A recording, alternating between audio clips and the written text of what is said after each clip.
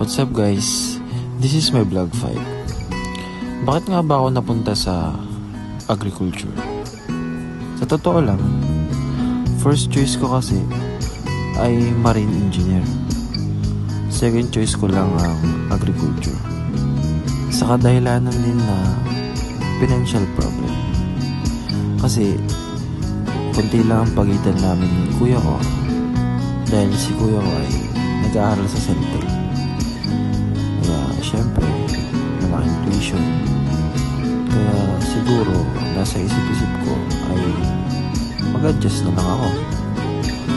Kaya siguro para mas makatulong sa magulang ko at makaluwag-luwag din, pinili ko ang second choice ko na agriculture.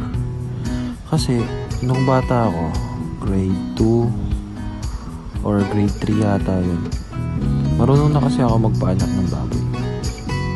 Kaya nagustuhan ko na rin ang mga hayop. Minsan kasi dinadala ako ni father ko sa mga tropa niya na may mga farm. Kaya din siguro naengganyo ako sa mga. Hanggang ngayon, nag-aalaga pa rin naman kami ng baboy. Manok, mga ganun. Kaya siguro napili kong course itong agriculture. Kaya gusto ko pang malaman ang mga hindi ko pa nalalaman sa animal science. Kaya itong course ang pinili ko.